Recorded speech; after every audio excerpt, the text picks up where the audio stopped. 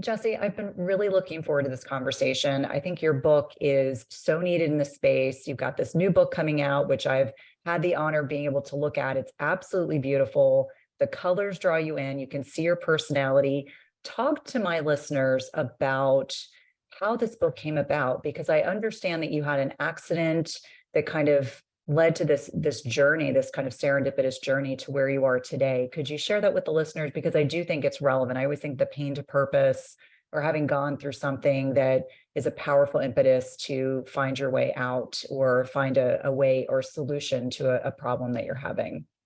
You said it so well. The pain to purpose really resonates. So I broke my back when I was 19 years old in a freak accident, jumping off a waterfall with friends, like trying to have fun. Well, I was trying to be cool and I was terrified, but I did it anyway because I wanted to be cool. It was a big mistake. So um in the fall, well, when I hit the water, one of my vertebrae exploded just out of the pressure of the water on my tailbone. And so I had to have very intense surgery. I have lots of metal in my back now. I'm like a robot. And no, I don't ring at the TSA security things. And people always ask me that. So physically, I healed really well, which was amazing. But after this accident, at the age of 19, I started getting a lot of mental health issues. So anxiety, depression, dissociation, panic attacks. I couldn't really look at myself in the mirror without having a panic attack because I just felt everything, my brain was completely broken. I would look at my hands and feel like they weren't mine. I was in this weird brain fog all the time. I was in a lot of pain, a lot of pain. And so through that pain came a very clear understanding that health is the most important thing in our life. And if we don't have our health, we don't have a lot. So I decided to go on a sort of journey or quest to figure out how to get back to health. And so that led me first to go to grad school for biochemistry to try to understand the human body on a cellular level. And then I moved to San Francisco and I worked in genetics for 5 years in a very cool startup. And while both of the things were really interesting, I still hadn't really reconnected with my body at that point. I was sort of, functioning uh shot nervous system, like I was functioning but I was not okay, I was not healed, I was still looking for a lot of answers. But then while I was in Silicon Valley, something quite serendipitous happened. I was able to try on a continuous glucose monitor as part of an internal research pilot that was happening at the company I was working. And I don't have diabetes, okay, so these are devices made for people with diabetes, and somehow I felt like I should try this. I was really, really drawn to it. So I put on the glucose monitor, and in a matter of a couple of days, everything changes for me because I start seeing that the more irregular my blood sugar is, the worse my mental health is. And that for me, Cynthia, was after 8 years of being in the total darkness about what I needed to do to improve my mental health. I felt like I finally had a first step. I was like, oh my God, like maybe there's something here to dig into to understand. So I read like all the scientific studies on glucose I could find. I had like a million tabs open on my browser. I was like, this is so fascinating. Like, what's going on? Why is this affecting me? And I learned a few things. I learned that I wasn't alone, that many people without diabetes also can have irregular blood sugar levels. And I learned that these could lead to many different symptoms, from brain fog to more depression or anxiety symptoms, to fertility issues, to like poor sleep, to cravings, to hunger, and obviously to diabetes. And so I was like, this is wild. Like I just became completely passionate about the topic. And then I was like, okay, I need to balance my glucose levels so I can feel good. And I wanted to improve my mental health. But I don't want to give up foods that typically make our blood sugar levels irregular, like pasta and cake. Like I love that stuff. I didn't want to give it up. And so through the scientific studies and through reading all of them and summarizing them, I was able to come up with these principles, very simple lifestyle food principles that allow us to study our glucose levels, feel much better physically and mentally, without going on an extreme diet. And so that creation of mine has led to, a big, big Instagram community, my first book, now my second book, which is even more practical than the first one. Now it's my whole life. It's really exciting because as a clinician, I think we tend to compartmentalize things like this macronutrient is good, this one is bad. No one should do this, everyone should do that. And the recognition that through your kind of pain to purpose journey, that utilizing a CGM and starting to kind of think about the net impact of your blood sugar regulation on how you felt and how you slept and how you interacted with your environment, I think is so powerful. And for me, I remember when I read your book, because, I'm one of those people, I'm like, I like to be in the know. There's a lot of buzz about this book. Let me read it. And I immediately had my monthly group read it. And I started recommending it because it talks a great deal about things that you can do proactively that can help metabolic health, but don't involve extremes. And I think for a lot of people, it's meeting our patients and our clients where they are. It's not saying like, this works for me, therefore it has to work for everyone. And I acknowledge that what works for me may not work for other people, and that's okay. But I love that your work is really speaking to allowing people to enjoy living their lives without feeling like they live in a lot of deprivation. So let's talk about the purpose of glucose in the body. So obviously, on a cellular level, and you do a beautiful job of making the science really accessible. And that is a gift, for listeners, because there are lots of wonderful people that come on the podcast, but they're talking like they're speaking to a graduate student or another clinician. And you really take these complicated concepts and make them very accessible. So understanding the role of glucose and how it impacts our food choices, like, let's start there, because I think for a lot of people, they're probably very humbled to know that when your blood sugar is not properly maintained, it can cause those cravings and those hunger cues and the lack of satiety that can lead to, let's just say, less than stellar choices in terms of food that we're consuming. Absolutely. So the place I like to start is sort of explaining that glucose is your body's favorite source of energy.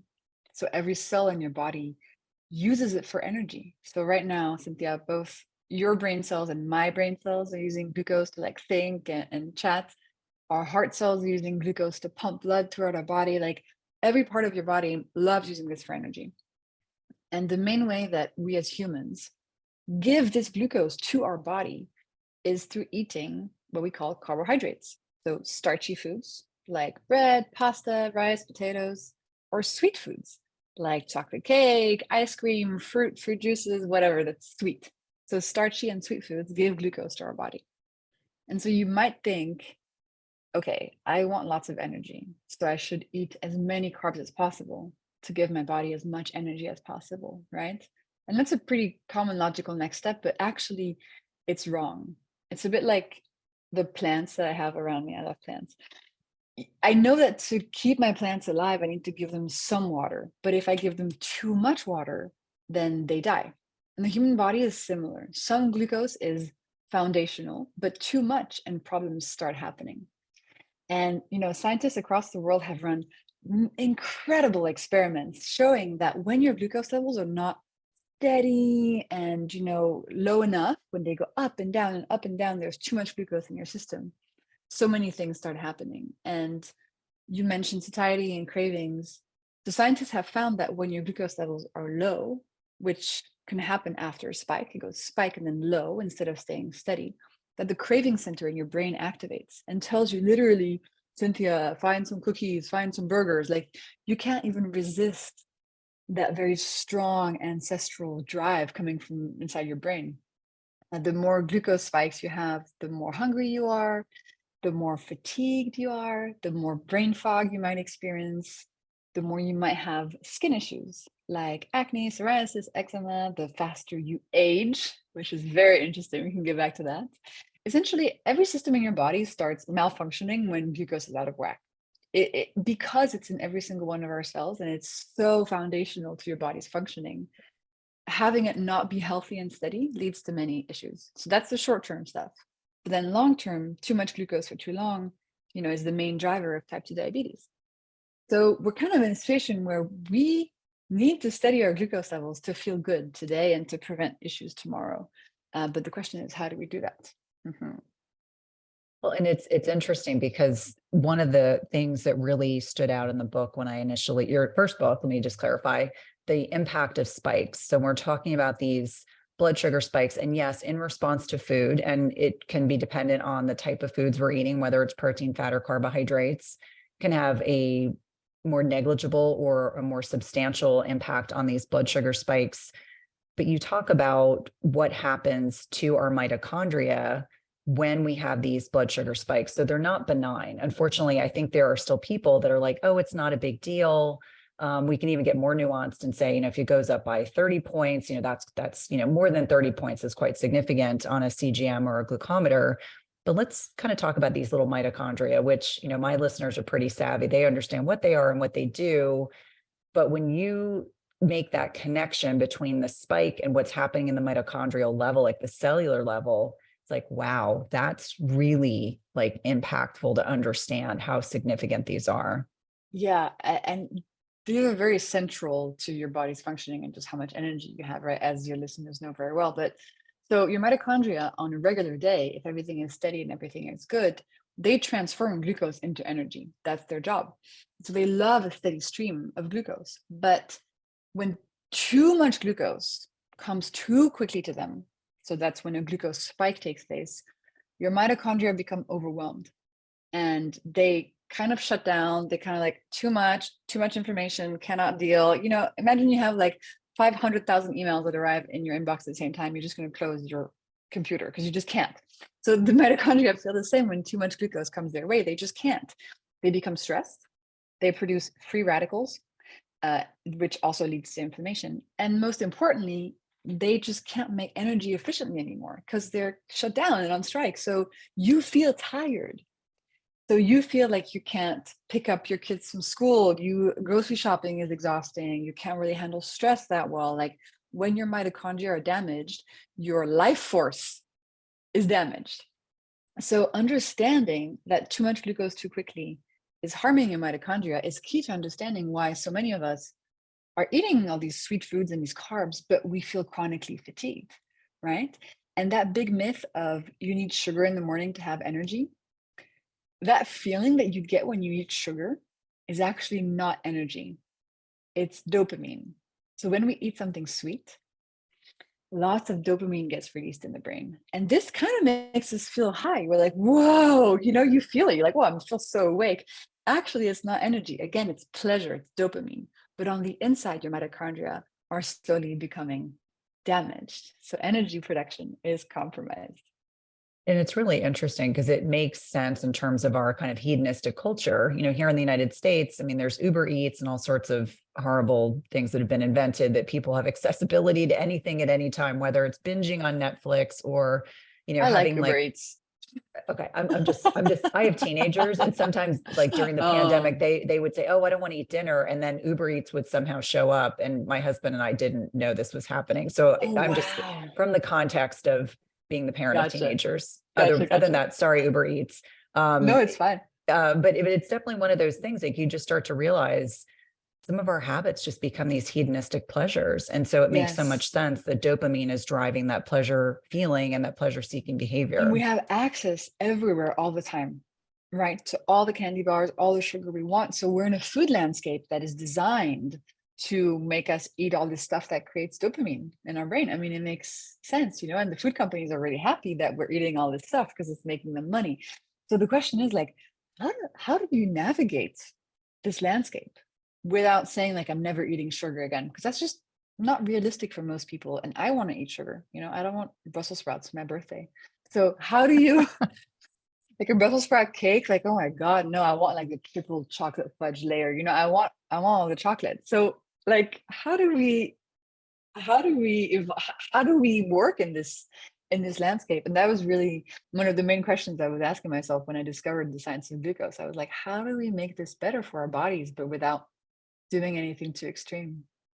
Right. And I think that that's really important that we've gotten to a place, I feel like, where we've gotten rigidly dogmatic about whether it's a nutritional principle or kind of the way that we look at lifestyle, that it has to be super rigid. And again, what I love about your message is meeting people where they are and saying like, yes, I still want to have that piece of cake on my birthday, and no, I don't want to live in deprivation. So how do we find a workaround? So one of the first tenets of your first book is really talking about the role of vinegar. So let's start let's kind of pivot the conversation, because I found this so fascinating. I was like, how much vinegar do I have in my house?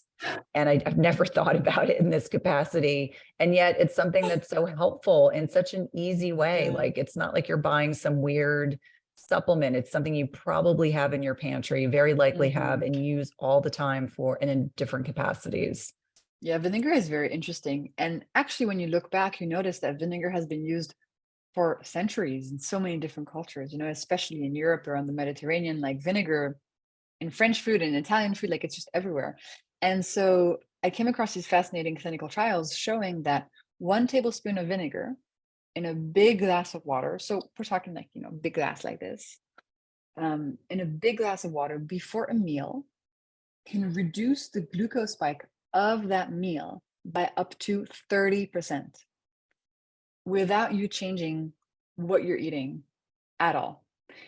So this is probably one of the hacks that people gravitate the most towards, because it almost feels like a magic pill. And I just want to preface, like, this is the only one that's sort of magic pill thing. Everything else is based around food, and I think it's important to note that. But yeah, vinegar is fascinating. So now, you know, before I have like a big bowl of pasta, I have a little vinegar drink, because I want to eat the pasta, but I also, you know, why not reduce the glucose spike if I can? Why not reduce the inflammation and the mitochondria stress and all the other side effects and symptoms?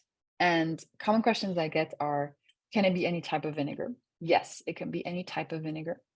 The most popular one being apple cider vinegar.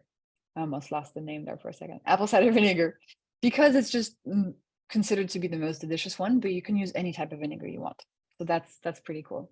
And yeah, try it out. You know, before a meal, tablespoon of vinegar, big glass of water, and see if you feel less of that energy crash afterwards. See if you feel less of those cravings after the meal. For some people, it's really powerful, and it's one of my favorites. Yeah, and it's interesting because I think for a lot of people, understanding, you know, limiting those glucose spikes or eliminating significant glucose spikes is really the way to navigate. I don't like to use the word anti-age, but I think all of us are aging, but we want to age in the most benign direction that we can go. And you know, one of the things that you really focus in on or bring to people's attention is the role of glycation and the impact of these glucose spikes, and understanding that you always have these beautiful analogies like toasted bread, that's glycation. So helping people understand that by limiting these glucose spikes, you are in essence supporting, you know, cellular aging, but doing it in a much more kind of graduated as opposed to an accelerated way. That I think for Yeah. a lot of individuals, they're not making that connection, that if you're pre-diabetic, diabetic, not metabolically healthy, you are actually aging faster from the inside out. Well, think about two people, you know, who are the same age. Let's think about two people who are both 65 years old. Like, you can tell that one person is biologically much older than the other one, right? You can see it on their face. Maybe they have more wrinkles, but you can also tell like they're less physically active. Their organs seem to be in worse shape. Like, we can impact how we age. It's not just a matter of how many years you've been on this planet. Like, the inside of your body will age at different speeds depending on how you're living your life. And so the glycation topic is very interesting. So from the moment a human being is born, they start slowly cooking, which is another word for glycating, like a chicken in the oven. And then when you're fully cooked, when you're fully glycated, that's when you generally die. And so this process happens, and it's inevitable. We can't stop glycation. It's happening every second in your body, but you can slow it down or speed it up. And one of the ways you can affect how quickly it's happening is by affecting your glucose levels. And so glucose and glycation, they sound a little bit similar. It's because glucose is responsible for glycation. So when a glucose molecule bumps into another molecule in your body, it glycates it. And when this happens to, for example, collagen, when collagen gets glycated, wrinkles form on your face faster. When other molecules get glycated, other issues happen. But essentially, the fewer glucose spikes you have, the slower this process will happen. And as a result, you'll be aging more slowly. So this will be visible externally, on your face with the wrinkles, for example, which is like the most outwardly physical marker, I would say, of glycation. And then on the inside, your organs will stay healthier for longer, which is what we all want. Yeah, so that's glycation for you. Yeah, I think it's certainly very relevant. I know that, after many years of working in healthcare, one of the things that became apparent to me was, I'd walk into a patient's room and sometimes I'd have to take a triple check, like looking at the patient's chart, looking at the patient saying, gosh, that person either looks much younger or they look much older than the I'm actually average. 75 years old, Cynthia. Big secret. But one of those things that would always kind of take me aback when someone was an outlier, like, wow, whatever they're doing, they need to continue doing it because they look fantastic. Or, based on a lot, oftentimes lifestyle choices, people can certainly accelerate the aging process. Now, when you were initially kind of putting the first and now your second book together, really thinking thoughtfully about kind of the orders of operation or the orders of, or the type of macronutrients, like how to eat them in sequestration so that's going to have the least net impact on your blood sugar. And I think for a lot of us, my mom is Italian and my mom was all about salad and greens. I mean, it was like there wasn't a meal that didn't have salad and greens, and she's still that way. Like my mother just came to visit and she was like, why aren't you eating more spinach? Why aren't you having more skin? I mean, it's, these Italian moms, they're very thoughtful, but understanding that starting your meal with greens and fiber has a profound impact on your blood sugar regulation. And I think that this is probably surprising for some, not surprising for others, but I love that you put it in such a way that it makes it very clear. Like when you go to a restaurant or you're eating at home, this is the order of foods that you should work through before you get to something savory or sweet. Yeah, and your mom is right. So the most important thing to remember is that you should be trying to have veggies first. So at every meal, start with your veggies. And the reason we do that, and the reason why so many cultures have done this for so long, is because when you eat veggies at the beginning of a meal, the fiber in those veggies is going to perform a protective act and sort of create this mesh in your intestine and slow down how quickly all the rest of the food is coming through your digestive tract. And as a result, reduce any spike that might be coming down from like the pasta or the rice, or the chocolate cake afterwards. So that veggies first thing is super, super, super powerful. And this is a hack that I really encourage people to try because it actually asks you to eat more than usual, which is counterintuitive. But by eating more than usual, you can really impact your glucose levels and as a result, impact your hunger levels, your cravings.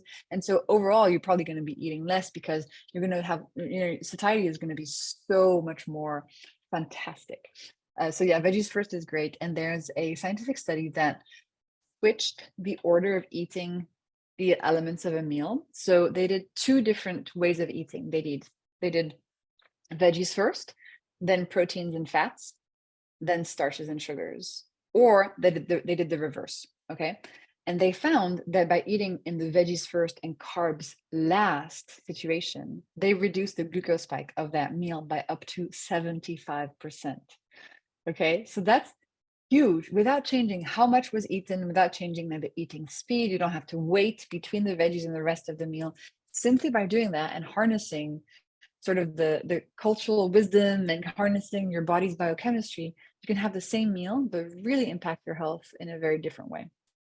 I love that. And it's interesting because I definitely have experimented with this, like on the occasion when I want to have something sweet, making sure I've got like all those other elements first. And then not only seeing the net impact on my CGM, which I occasionally wear, I did wear it for a long time. And I do think it's very helpful, even for those who are metabolically healthy. And NutriSense is one of our podcast sponsors. So I'll just put that out there. But I do think it's really helpful for people to understand, like, not only is there the less net impact on that blood sugar, but also you feel so much better. I mean, how many people got accustomed to getting sleepy after a meal? That's not normal. That's not, that should not be your normal. That we think are normal, like the cravings, the inflammation, the fatigue, the difficult periods, the PMS, the endometriosis, like the menopause symptoms, like a lot of things that we consider normal, that we consider who we are, like, oh, I'm somebody who gets hangry. or I'm somebody who has low blood sugar, those kinds of things you might hear.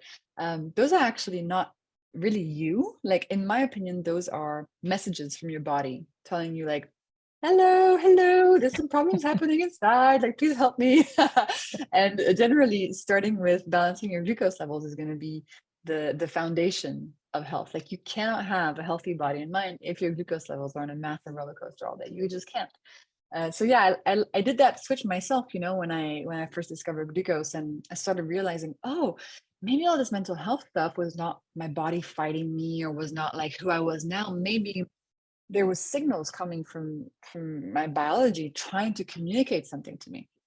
And from that moment on, everything changed. And I realized, oh, when I do these different things, those messages come way less frequently. Like, I'm actually able to fix the root cause instead of, feeling ashamed, medicating, suppressing, which, by the way, can totally be helpful in some instances. But when you fix the root cause, those things just naturally dissipate. And I hear a lot, I'm sure you hear this too, Cynthia, people are addicted to sugar. Like, I'm just addicted to sugar. I can't stop eating sugar. Well, often people might be creating that addiction with something as simple as having a sweet breakfast. Like, if you have a sweet breakfast, you're creating a big glucose spike in the morning, and that just keeps you on this roller coaster all day. And you're going to have craving after craving after craving. And you're like, why don't I have enough willpower? And it's not a willpower issue. It could very well be your biology just responding to that first spike in the morning. And that's why savory breakfast is also a very important principle. Yes, absolutely. And I think that awareness that you're kind of encouraging people to consider how some of their food choices, how they start their day. Obviously, I'm kind of in the intermittent fasting space. So whatever you're Yeah. choosing to break your fast with, whether it's 8 o'clock in the morning or 11 a.m., understanding that the food choices that you're making can have an enormous impact on how you feel. But I would Absolutely. imagine, yeah, I would imagine with all of the press that you've done for your books, that there probably have been some discussions about shame around food, because I think for a Mm. lot of people, they feel powerless. And so, what would be your reframe or your suggestion when someone is feeling ashamed, like, oh, I binged, or, I broke my fast, or I, ate breakfast and I didn't make a good decision, helping people kind of understand that not all is lost. Like I always say, the reframe is so important, like how we speak to ourselves, how we internally speak to ourselves, how we speak outside of our bodies, really important. What would be your suggestion, or what have been the things you've found that have been helpful for others? A couple of things. First, I would say, like, when you learn about these principles, right? So breaking your fast with something savory, having veggies first, having some vinegar, doing all this stuff. These are principles that are here for life. It's a bit like brush your teeth, drink water. Like, this is good for you, and you do it most days. Some days you don't brush your teeth because of XYZ, and it's okay, right? It's not like that particular day that not brushing your teeth is going to ruin everything. So I think that's important, just knowing that whatever these guiding principles are, they're not a all or nothing approach. They're like little gentle giants to have in your toolbox to use whenever you want. And I also like to remind people that a way of taking care of yourself and your health is also just doing these principles when they feel good and when you want to do them. And when I wake up on a Sunday morning and I want chocolate ice cream for breakfast, I'll just have chocolate ice cream for breakfast, and I won't do any hack. I won't drink the vinegar before. And that happens. And that's totally fine, because doing the hacks and not doing the hacks are both part of the same life. You see what I mean? So you just kind of weave them through your days, through your months, through your years, whenever it's easy. And also, I also want to mention that even if you don't do any of these things, but one day, 2 weeks ago, at the restaurant, you had one salad leaf before the rest of your meal, like, that's already better than nothing. And that should be celebrated. Like, you should celebrate those really small steps. So this is really important in my work, just to encourage people to reframe and think like, okay, well, number one, this stuff. So that's already giving you a leg up, and that's already something you should be proud of, because you're listening to this podcast. You decided, I want to click on this and learn about my health. So just for that, you should celebrate yourself. That's already a great success. You see what I mean? Like, I think every single tiny thing is to be celebrated. And when you don't want to do the things, it's also part of your experience of it all. Well, I think it's really important for people to hear that message, because again, I'll just keep saying this. Sometimes in the health and wellness space, there are well-intentioned people that will just they're very rigidly dogmatic. And I always remind people like bioindividuality rules, and much to your point, even if you eat that one salad green, or, you know, maybe once a week you're having apple cider vinegar before your meal, or you're walking after a meal. And obviously we're going to get into talking about movement because it's such an integral part of blood sugar regulation. Each one of those things is significant. You don't have to do everything all the time, and you don't have to be perfect. We're all perfectly imperfect. And I think that's important to kind of share about that. But let's pivot a little bit and let's talk about your new book. So obviously Yeah. there are some themes, and like I mentioned earlier, Jessie's book has such beautiful photography in it, food photography, and you can really see your personality in it, which shows that you're like fun and vivacious and lots of bright colors. Yep, exactly right Yeah. there. I Thank love you. it. So let's talk about the new book. So you had 2,700 participants since 2019 that have gone through this program. And I love that you mentioned it's all the focus is on health and healing. Like people sometimes come to these concepts or ideas because they have something tangible, like I want to lose weight, I want to change body composition, I want my sleep to be better. But your focus and your intention was to have improved health and healing, which I think is such a beautiful focus. And it takes the kind of emphasis on the physicality. It's more like, let's focus on what's going on inside in our bodies, which will be reflected in the outside. Totally. Well, you know, because balancing your glucose levels is so foundational to your health, like if you're somebody who could feel better than you currently do, you should probably try this. Like that's really the pitch. Whether it's fertility, cravings, energy, skin, you want to put your diabetes into remission, you want to sleep better, you want to have less brain fog, like it's just foundational to health. And so my first book came out last year, and it was a sort of really very rich book with lots of hacks, lots of science, testimonials, yeah, glucose revolution. And after that book came out, I know it changed many lives, but I also started getting some messages from people being like, Jessie, I love it. I want to do everything, but I need your help to actually do it. And people were asking me to move in with them and help them do the hacks day by day. So I thought, that's an interesting idea. So instead, I created this new book called The Glucose Goddess Method. And that's a 4-week guide. It's like a fast track to steady glucose. And in these 4 weeks, we incorporate one glucose hack per week for these 4 weeks. And by the end of it, your glucose is steady, you feel amazing. And there's lots of super easy recipes to do this in the book. And as you mentioned, I had almost 2,000 people go through this in October 2022. So to go through the 4-week plan. And the results are amazing. And again, like apart from the hacks, which are savory breakfast, vinegar, veggie starter, and movement, apart from the hacks, you can do whatever you want. There's no restrictions whatsoever. You just add these into your life. And I'll read you a few of the results, but 90% of people are less hungry. 89% of people reduce their cravings. 77% of people have more energy. And there's lots more in the book, but just to show you, and again, this is not like a clinical trial, it's just an experiment, but it really has a profound impact in your days. And then when you feel much better, you feel more connected to yourself, to your purpose, to your life. Like it's a much nicer place to be. Absolutely. And I think, you know, for those of us that have written books and we have programs incorporated in the books, when it's something Yeah. that's tangible that people can successfully implement and they can see quick wins. So obviously the sleep, the stress management, the, you know, changes in body composition, which was not the focus, but I'm sure for many people just doing these little, they're not little, they're substantial, but yet they don't feel so overwhelming, can certainly have a great deal of improvement. Now, one of the things that I know you talk about in both books, and certainly is for our listeners, my listeners, certainly a huge pain point is sleep. And so most of my listeners are perimenopause, menopause, so 10 to 15 years preceding menopause. So women north of 35, Yeah. sleep can suddenly become a huge problem. And this is why I think CGMs and glucometers are so beneficial, because sometimes when people are waking up in the middle of the night, it's because their blood sugar is high. It could be because their blood sugar is low. Yeah. And so your participants did see significant improvements in their sleep quality. And what have been some of the 58% of people sleep better after the 4 weeks. Yeah. And so in terms of research, what have you found about hyperglycemia or hypoglycemia in terms of impacting sleep quality? It's usually I woke up between 1 and 4 a.m. Either my heart was pounding or I woke up and I was sweaty, neither of one That's of a which. very clear sign of basically having a glucose crash. that's one of the most common symptoms of having glucose crash in the night, which is you woke up, you're sweaty, your heart is pounding, and you just don't feel well at all. But it goes even beyond that, because the scientific research shows us that if your glucose are deregulated, you're going to have less restful, less restorative deep sleep during your night. So you wake up and you're tired. And what happens when we're tired? We want sugar because we want to feel better. And so we grab a sweet breakfast, and then we grab more sweet stuff. And then it's just a vicious cycle. But the good news is, the studies show really wonderful improvements in your sleep quality and how easy it is to fall asleep and stay asleep when your glucose levels are steadier. So it's a really important place to start.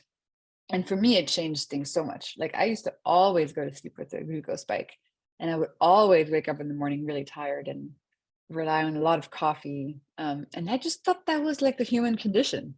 I was like, everybody around me seems to be going through the same. Everybody's exhausted. Everybody's caffeinated. I guess this is just normal. Wild, huh? It is wild. And so Yeah. when you're kind of talking to your community or you're being interviewed on podcasts, what is your thought process on eating too close to bedtime, impacting sleep quality, or eating when it's light outside, not eating when it's dark outside? And I'm saying this to a European, so this is probably sacrilege, but just in the perspective of, what are your thoughts? Like, what has been your experience, and what have you found in the research? Because that chronobiology piece, I think, is so impactful in terms of insulin sensitivity and all these other things that we're kind of talking about. Well, it's pretty clear from the science that it's better to eat when it's light out, and it's pretty clear from the science that it's better to have a lighter dinner. But like, I guess it's kind of up to you to figure out if you're going to make this part of your life. Personally, this is one of the areas where I just love having a big dinner. I just love eating a lot at dinner. It's the meal at which I eat the most. And I know it's not great, but you gotta pick your battles. So I use the hacks to try to reduce the impact. But what I have been doing that has been super helpful is getting light in my eyes in the morning when I wake up. I started doing this like a couple months ago, and I just love it because that sets your circadian rhythm, and that makes sure your body is producing melatonin around bedtime. That has changed everything for me. I really, really love it. Yeah, it's one of my favorite. Actually, I walk, we have two Yeah, dogs, and we'll walk them in the morning. And so without so good. sunglasses, not a visor, just walking the dogs. And it's absolutely part of my connection with myself and kind of getting the day going. What has been your experience with menopausal women? So there were many of my listeners were kind of giving specific questions that they were hoping you would kind of touch on. I know this isn't your area of expertise, but obviously the participants in the program, the glucose goddess method, I'm sure you had plenty of middle-aged women that were Yes, probably struggling with blood sugar dysregulation. yes, absolutely. So two things. One, the studies show us that the more glucose spikes you have, the more you're going to have symptoms of menopause, whether it's hot flashes, whether it's insomnia. Okay. Second, your hormonal system and your glucose levels are very tightly linked. So if your glucose levels are deregulated, whatever your age, you're going to be having more hormonal symptoms. So you're going to have worse menopause symptoms. You're going to have worse PMS symptoms. You might even skip periods and not ovulate if you're still in that phase of your life. So it's very clear that if you want to stack the odds in your favor, it's very, very clear that you need to be steady in your glucose levels. Unfortunately, it's an area that has for a long time been very understudied. And I think, things are really changing now, which is super exciting, but we definitely need more research. But just from a biological perspective, like, we know that link is so clear between glucose and hormones that very good idea to study your glucose levels if you want to help your menopause symptoms. And in the book, I have lots of testimonials from people who are going through menopause, who talk about improvements, etc. So it's really cool to see. Yeah, I do agree with you that there definitely needs to be more research just in women in general. I know Mhm. even when I was writing my book, and there's always that, well, why wasn't there more research on women? And I said, Yep. I think that a woman's menstrual cycle is considered to be a variable that a lot of researchers don't want to Oh work yeah. around. I mean, for Uh, fasting, it's a huge thing, right? There's so mhm. much research done on men and so little on the women. Yeah. Yeah, except it's lab animals, as you know, or Yeah. obese menopausal women. And it's like everything else in between. It's like, okay, what has worked clinically, but I can't point to a research study and say, oh yeah, this is statistically Yeah. significant. It's like 5 women. Um, let's talk about how weight gain can be protective from glucose spikes, because I found this Mm. fascinating. It's really, again, a reframe, because we think of it as, oh, you're just eating too much.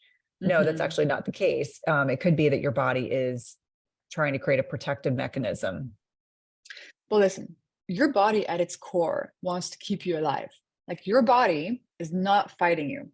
Your body is trying to keep you alive and trying to deal with what's happening, with what food you're giving it, how you're living, etc. So that's important to remember. Your body is your friend and is trying to help you. So when it comes to gaining fat on our body, we have a pretty complicated relationship with that concept. Like a lot of us are like, oh, I gained some fat on my body, horrible. Well, actually, one of the reasons that you gain fat on your body is that when there's excess glucose in um, your body, I'm saying your body a lot, but your body tries to protect you from that extra glucose and stashes the extra glucose away into your fat cells, into other places too, but in your fat cells too, to protect you from the damage, from the extra glycation, the extra mitochondrial stress that that spike is causing. So that's important to remember. Like, you should thank your body for putting that extra glucose away in your fat cells. Now, that being said, like I understand why people want to reduce fat on their body. There's also, different types of fats, depending on the type of fat where it is, and it will actually be really inflammatory and really harmful to your health. So it's important to remember that in the context of glucose spikes, when you reduce those spikes, you're giving your body a chance to not store so much into your fat cells and instead learn to burn fat for fuel, which, as you know very well from your domain, which is really important. That's called metabolic flexibility. And the ability to burn fat for fuel is really key to having sustained energy, to not feeling lightheaded between meals, to not having low blood sugar, to just having a body that's in good health. Well, and I think it's such a impactful way to kind of find that reframe about weight gain, like understanding that your body's trying to find a protective way of Yeah. reducing the net impact of hyperglycemia, but also understanding that these changes that you're suggesting, which I think are incredibly helpful, are ways that we can kind of realign that metabolic flexibility. And we do want our bodies to be able to use both stored fat and glucose or even ketones as fuel substrates and not Yeah. just glucose. Yeah, absolutely. Now, movement. I used to Yes. actually make fun of, I say this lovingly. We lived in Washington, D.C. for a long time and relocated during the pandemic. And we had these wonderful couples that would walk after meals in the evening. And we used to kind of look at them when we were younger, my husband and I, and we're like, why are they walking after meals? And yet this is ingrained in so many cultures. And yet we thought it was so funny. And now this is something we do actively. So let's talk about the Mm. role of movement and how it has a positive net impact on our blood sugar. Like what's happening mechanistically in the body when we're walking. Well, so every cell in your body likes using glucose for energy, and your muscle cells are the same. So every time a muscle contracts, it is happy to use glucose for energy. And we can use this to our advantage. So after a meal, if you use your muscles for 10 minutes, and it can be anything from walking to cleaning your apartment to doing the dishes to playing with your dog to doing some calf raises to going to the gym, like whatever you want to do, some of the glucose from that meal will go in priority to those muscles to fuel the contraction happening. And so as a result, you're reducing the spike of the meal because some of the glucose is going to be used by the muscles instead of sticking around and doing that big spike. So it's a really key part actually of balancing your glucose levels. And again, it can be super simple. So in the glucose goddess method in week 4, we add those 10 minutes of movement once a day after one meal a day. And there's this new move that I love, and I mentioned it. It's the calf raises. So you can be sitting at your desk or in the chair and just, push up your feet onto the balls of your feet and just up and down, just using calf raises. There's a muscle in your calf that's really good at soaking up glucose. It's called the soleus muscle. And that's a really easy way to get that hack in, but you can do any other type of movement as well. Yeah. And I think it's all about making things that are accessible. So you don't need a special Mhm. equipment. You don't have to have a gym membership. You could literally put your shoes on, walk up and down the stairs in your house. Yeah, absolutely. It doesn't have to be, we don't have to make things complicated. And just lastly, let's talk about the savory breakfast. So this is the kind of last component or one of the four components in the new book. And again, the photos in your book are absolutely beautiful. Thank Savory you, Cynthia. breakfast, let's differentiate that from a sweet breakfast and helping people understand how that can kind of set you up for your day with your blood sugar.